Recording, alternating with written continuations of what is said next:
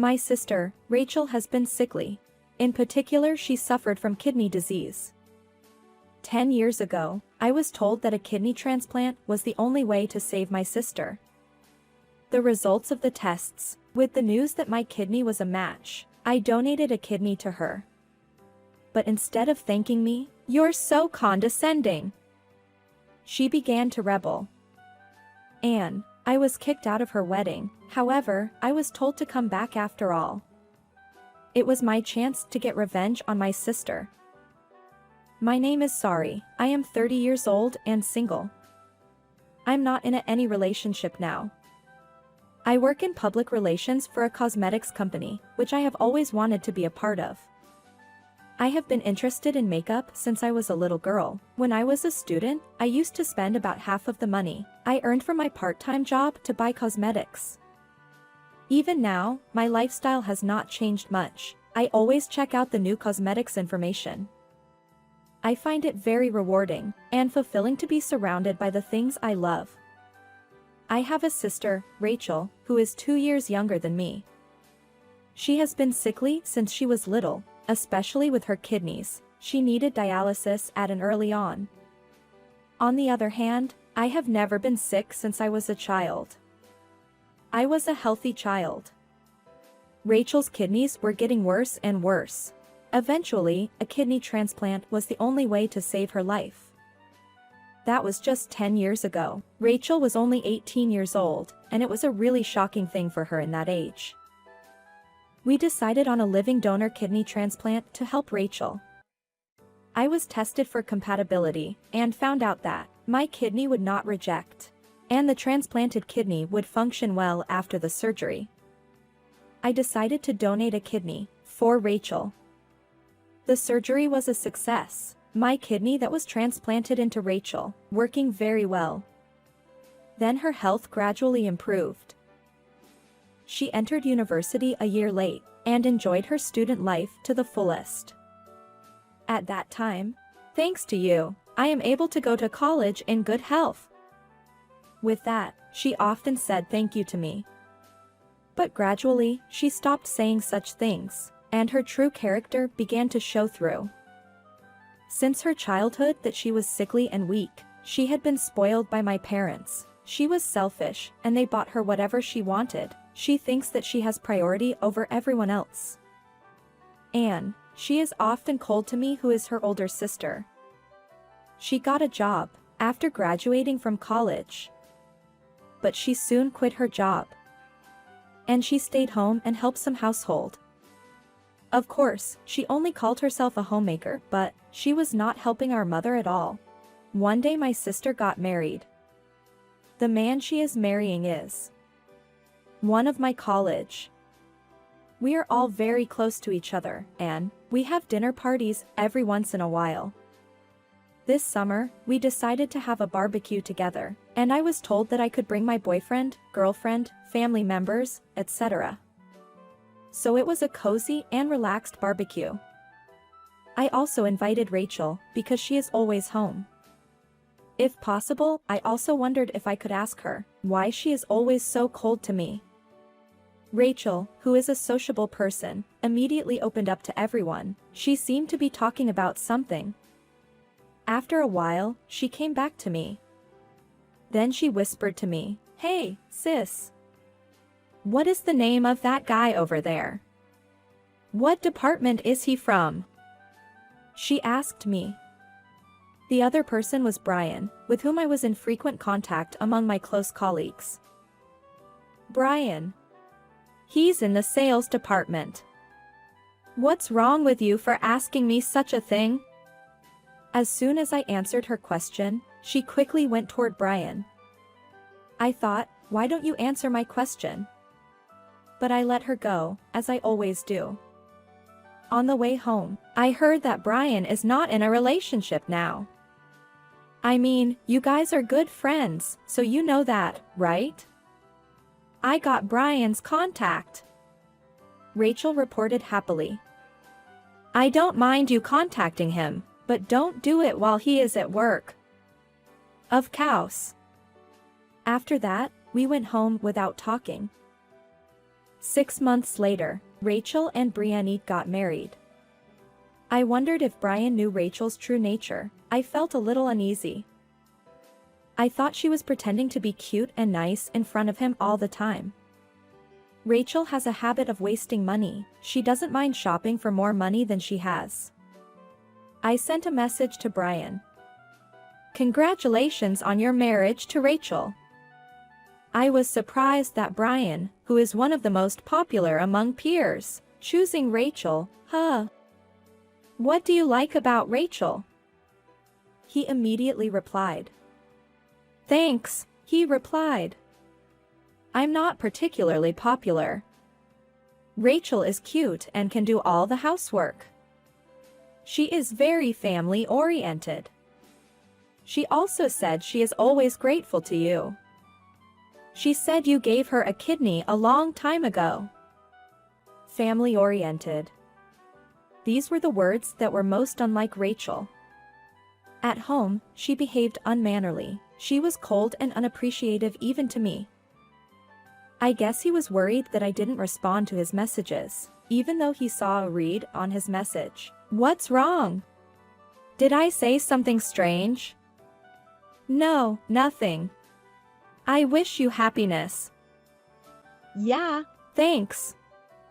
Oh my gosh, I said, I wish you happiness, but is happiness really waiting for those two? The exchange with Brian made me even more worried. Rachel and Brienne will start living together after their wedding, so she is still living at her parents' house. The wedding party date has been set. She looks happy every day. It's okay that she is enjoying herself, but Rachel tries to one-up me because she got married before me. Sis, you are already 30 years old, aren't you? You don't even have a boyfriend. Don't you think that's awful? You know, how do I say you are not kinda cute? Since you're working at a cosmetics company, why don't you learn more about being cute? But seriously, at 30 years old, there's no need for cute, huh? I was told a lot of things. She doesn't even have a job, and spends her family's money. Why should I be told such a thing? And I put more money into the house, and somehow making ends meet. Don't you realize that? I have plenty of complaints about her, but I couldn't be bothered to react to every single one of them. I decided not to respond to anything. I've decided to write down my dissatisfaction with Rachel in a notebook where I've been jotting down your thoughts. Finally, the day of the wedding arrived. I had asked the hairstylist to arrange my hair. I left home separately from my parents. The hair arrangement went faster than I expected, so I arrived at the wedding venue before meeting my parents. When I went to the bride's waiting room, I saw Rachel in her dress. Oh, you're here. Rachel, your dress looks great on you. Despite my compliments, Rachel did not mention it, but started to talk. Actually, you don't have to attend the wedding ceremony today. Can you go home now? What? What did you say? What do you mean? I was panicking. Rachel responded to me like that. You gave me a kidney. You've been dragging it around forever and ever. How long are you going to keep on acting like you saved my life? How long do you expect me to be grateful to you? She seemed very excited and spoke so loudly that could hear her outside. I wasn't going to tell Brian, but when I had to explain to him about it, he just kept praising you. It really annoys me. I was the one who had the hardest time back then. And yet, everyone said I should be thankful to my sister. Even Brian's parents. They keep saying that. I've had enough of this. She said like shouting. But I won this marriage. I got Brian, who is a salesman for a big company, and has a bright future ahead of him. From now on, I will live freely. If I'm away from that family, and from you, no one will know that I got a kidney. No one will look down on me. I will finally be free. That's why I don't need my sister at my wedding today." Saying that, Rachel came closer to me, and she forcibly snatched my bag from me. She ripped the invitation card that was inside to pieces. She opened the door and pushed me out. When he was done taking me out, she called out loudly to the security guard. "Excuse me, someone has entered here, without an invitation. Please take her outside." Then, the security guards heard her voice and appeared. I was escorted out. I could no longer go inside. Still, I can't believe Rachel had thought that. More than when she tried to one-up me. I felt like I could hear Rachel's true feelings. I don't know what I should have said to her at that time. I had no idea that she had been dragging it out like that. If only she had talked to me, I could have had a proper conversation with her. I don't have an invitation. I can't get in even if I'm here. I gave up and started walking home. Meanwhile, at the ceremony, things were very serious. The exchange between Russell and me, I guess they could hear us outside of the room. A friend of Brian's was listening to the whole thing. I, her sister, was chased out of the room by a guard. He also saw the whole thing. Moreover, he told it to Brian. I heard that Brian said he didn't believe that, but he brought in the security guard who kicked me out. And he asked the guard to tell Brian everything that happened with me. Before asking Russell what happened here, Brian contacted me. "Sorry, I heard that Rachel kicked you out of the wedding hall. Is it true?"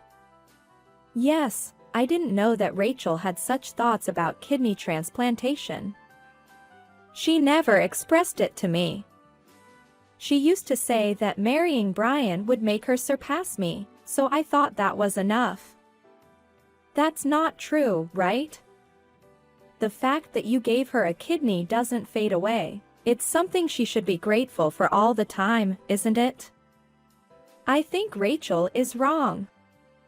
"You'll still marry Rachel, won't you?" "Yes, but..."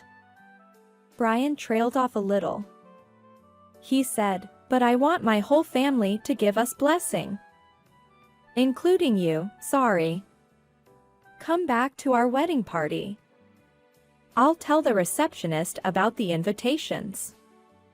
"But Rachel doesn't feel that way. I still can't." With that, I hung up the phone. I have no intention of going back to that ceremony place. An hour before the wedding ceremony started, I received a call from my father Tomas. "Why aren't you at the wedding?" He sounded a little angry. "Rachel told me to go home. She said she didn't want me to keep acting like I saved her life. She doesn't want to be grateful to me any longer." I answer honestly. Then I hear my mother's voice. He must be on speaker. "But we are still waiting for you. You are Rachel's sister, so you should attend the ceremony properly." My mother seemed unusually angry. "I still don't intend to go." And it was time for the wedding ceremony to begin. Rachel looked pleased that I was not there. She seemed satisfied. When the reception started and the speeches of friends began, I heard that many of them mentioned my name. Rachel was saved by her sister. Rachel was helped by her sister, and she is still alive today. Rachel and I met and became friends. Being invited to this wedding is also thanks to my older sister. When I trace it back to the beginning, you was able to marry Brian. You have a wonderful sister. You are a very lucky person. Please continue to take good care of your family. I hope you will continue to cherish your family and lead a happy life. Rachel was sickly when she was little. It is like a dream. Don't forget to express your gratitude to your kind sister. I hope you will continue to enjoy your life." All these speeches, everyone in attendance wondered why I was not at the family table. On the contrary, Rachel, who was listening to the speeches, was irritated. And then, the reception proceeded. It was time for changing her dress. Rachel must have thought, if it turns out that I'm not here at this point, everyone will be suspicious of. She contacted me. She said, "Sis, please come back here after all. Everyone is talking about you. I'm in trouble if you are not here." But it was Rachel who told me to go home earlier. Do you want me to go now? If you are not here, it will look like it's my fault. Actually, it is. So, but it's my wedding today. Don't do anything that will make my position worse, please. Then, can you give me some time to talk to everyone in the hall? If you can do that, I'll come back. Okay, I'll see what I can do. You have to keep your word. I was actually going to go home at one point, but I didn't feel like going home for some reason. I was having tea at a cafe, near the station closest to the ceremony site. I took a taxi and headed right to the ceremony venue. After she came back to the hall wearing the new dress, and when the bride and groom finally re-entered the room, I also arrived there. The two of them went in. I quietly took my seat in the family section. My parents said, "What were you doing?" They were silently pressuring me. I let that part pass and watched the two of them. When they took their seats, they took time for my speech. Finally, I, Rachel's sister, arrived. There was a buzz of excitement. "Thank you very much for coming to my sister's wedding and reception today. I also want to thank you for all the speeches you have made about me." "Thank you." I bow. Now, I would like to explain why I am late in coming here. It's because that she told me she did not want me to attend her wedding. The room began to buzz even more. I had no intention of doing so, but Rachel seemed to have been hurt for a long time. So I hope that you will try your best not to talk to Rachel about how grateful she is to me, or how she is able to make a living thanks to me. For some reason, the attendees are applauding. But what I want to talk about is what's coming next. I would appreciate it if you could take care of Rachel's health as I mentioned earlier. But there are a few things I would like you all to know a little more about Rachel. That is, who Rachel really is. I wanted to take revenge for the fact that they were kicked out of the venue earlier and that she tried to one-up me. Rachel now calls herself a domestic helper, but in reality, her mother does all the housework. She does not help her mother at all.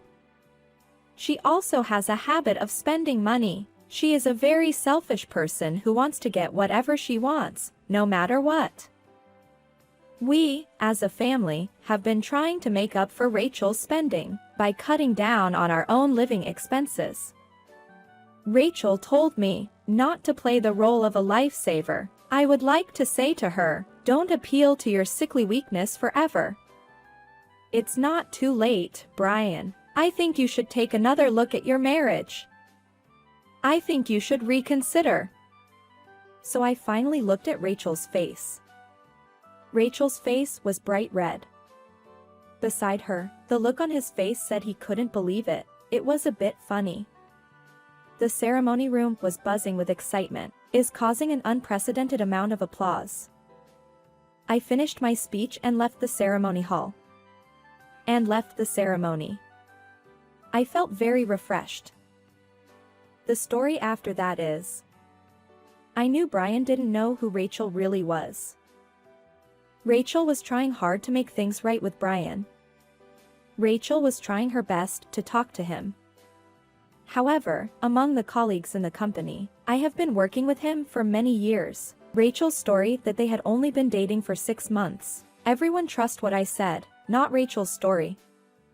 As a result, the marriage broke up. It was Rachel herself who caused the breakup. She was to pay for the entire wedding. Of course, Rachel objected to this.